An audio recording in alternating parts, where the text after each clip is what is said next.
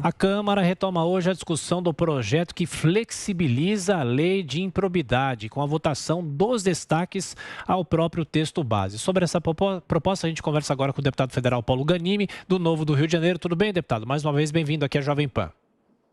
Bom dia, Thiago, Adriana, bom dia também aos ouvintes e quem está assistindo a gente pela internet. Prazer estar aqui com vocês. Nós que agradecemos. Deputado, é inevitável mesmo um projeto que acaba representando um retrocesso para coibir a improbidade administrativa? O senhor enxerga assim também? Não, a gente tentou tirar de pauta ontem, o Novo apresentou um requerimento de retirada de pauta, infelizmente foi derrotado. A gente precisa saber o seguinte, como o texto já foi aprovado na Câmara e no Senado, não tem como rejeitá-lo. O que é possível é não votá-lo. Quando você não vota a matéria fica esquecida e aí sim a gente não muda a lei. Eu até acho que faz sentido a discussão sobre uma reforma da lei da improbidade, que é uma lei, se não me engano, de 92, década de 90, realmente tem muito tempo. Quando ela foi feita, foi na época do Collor, inclusive, com o objetivo de pegar corruptos e tudo mais. E é normal que às vezes se erre um pouco na dose. O problema todo é que essa lei que a gente está votando, ela errou na dose no sentido contrário. A gente está beneficiando, na minha opinião, os corruptos e os maus gestores. Tem que saber diferenciar isso também. Eu não acho que a gente tem que falar, não, o cara que não teve dolo, que não é mau gestor, ele não precisa ser pego e ser punido. Não, mau gestor cria às vezes impacto tão grande ou maior do que o corrupto também. Deputado, pergunta de Diogo Schelp. Deputado, bom dia. Além dessa discussão sobre o dolo na improbidade, há também outros pontos polêmicos nessa alteração, por exemplo, a impossibilidade de perder o cargo um político que cometeu uma improbidade em função anterior, diferente da que ele exerce naquele momento, né? Quando esse projeto chegar ao presidente Jair Bolsonaro, em qual ponto deveria ser vetado por ele, na sua opinião? Eu espero que ele vete o projeto todo, porque, infelizmente, tem vezes que é difícil conseguir vetar uma parte e não vetar outra. E tem um ponto que é muito importante. Todo o projeto é baseado nessa questão da intenção, né, de ser doloso. Então, é muito difícil, para salvar o projeto, vetar só uma parte. É claro que tem itens que são mais graves, mas até mesmo, por exemplo, o tema que a gente votou ontem, um destaque que veio do Senado, e o relator rejeitou, que é a questão do nepotismo, não tem como vetar. Por quê? Isso está fora do texto. O que o Senado incluiu era bom. Então, na verdade, o presidente ele pode vetar o que está no texto, mas ele não pode incluir o que seria bom e que não entrou no texto. Então, realmente é muito difícil dizer o que ele tem que vetar. Na minha opinião, ele teria que vetar o texto todo, e acho que sim, o Congresso poderia debater numa comissão, com uma discussão um pouco menos acelerada, um outro texto para reformar a lei da improbidade, para sanar os pontos que são realmente ruins. E faz sentido, a gente sabe que o Ministério Público, às vezes, até foi muito severo nos últimos anos contra o gestor, às vezes até o gestor que não teve culpa. Mas não é com essa lei que a gente está votando agora. Constantino?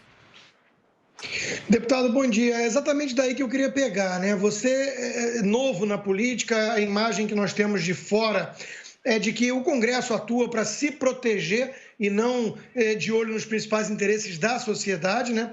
Mas, ao mesmo tempo, existe uma crítica que me parece legítima, mesmo de fora, do tal apagão da caneta, né? Muitos gestores públicos saem repletos de processos e tudo mais, e muitas vezes isso dificulta tomadas de decisões num momento ali difícil, ainda mais, por exemplo, a gente está vendo agora uma pandemia. Qual a sua percepção, deputado, agora de dentro da política? Isso é uma crítica legítima, isso é real? Existe muita gente com boas intenções e que tem essa dificuldade por conta do mecanismo de incentivos. Como é que o senhor enxerga isso depois da experiência na política?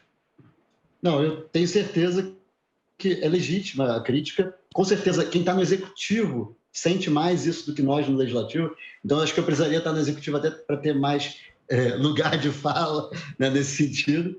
Mas, realmente, é algo que precisa ser revisto. Por isso que eu estou falando. Eu não acho nenhum absurdo querer rever a lei da improbidade. O problema, mais uma vez, foi a dose. A dose foi errada, principalmente. E aí o ponto acho que é crucial. Mais uma vez, tem itens ali dentro muito ruins. Por exemplo, a gente está diminuindo o impacto da lei da ficha limpa em dois dispositivos.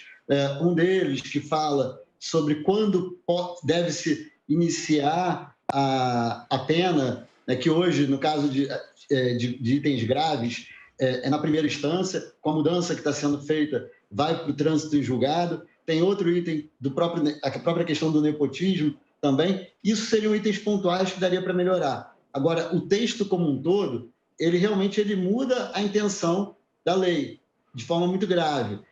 A questão do dolo. Mas por que isso é ruim? Não só porque, na minha opinião, não só quem é intencionado, mal intencionado, mas também quem é mau gestor deveria ser punido, mas principalmente porque é muito mais difícil você comprovar a intenção, comprovar o dolo. Então, nesse sentido, também é muito perigoso o que está sendo mexido. Então, por exemplo, eu acho normal, até ressalto aqui o deputado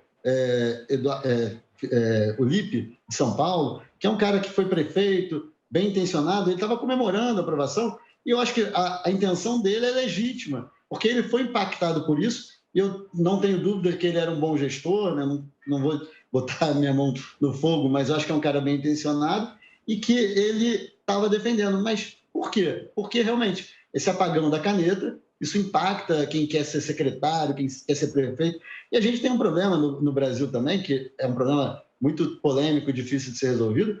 Um secretário de governo, um secretário municipal, um secretário estadual, ele muitas vezes, para ser um cara bom, você traz ele do mercado para ganhar muito menos na gestão pública do que na iniciativa privada. E ainda ter que enfrentar depois o Ministério Público, a Justiça, ter que pagar multa, poder ser condenado e tudo mais. Como é que você resolve isso? Eu acho que é uma discussão importante, tem que ter. Acho, inclusive, que a sociedade está evoluindo, o Ministério Público tem que evoluir, Tribunal de Contas da União, estadual, municipal, onde tem que evoluir, mas essa lei, ela, na minha opinião, ela ultrapassa um pouco o que seria o correto numa mudança dessa legislação. Tanto que não é uma opinião só nossa, na verdade a opinião é do Partido Novo, a opinião é de alguns parlamentares que votaram junto com a gente pela retirada de pauta, e é também da sociedade civil, daquelas instituições que defendem o combate à corrupção e estão enxergando essa lei também um retrocesso no combate à corrupção. E, deputado, para a gente encerrar, o senhor citou há pouco, como está no texto a emenda com relação ao nepotismo? Bom, o texto, na nossa opinião, mesmo com a aprovação do destaque da emenda que o Senado incluiu, que colocava o nepotismo nas exceções do dolo como algo que não deveria necessitar do dolo para ser considerado uma improbidade administrativa, mas como o texto como um todo, ele trata de tudo tendo que ser doloso, na nossa opinião, o nepotismo estava também fragilizado, né, nesse sentido. Então, o texto é ruim e ficou pior ainda quando o relator da Câmara tirou essa emenda do Senado, que ela tentava dar uma segurança jurídica para evitar o nepotismo.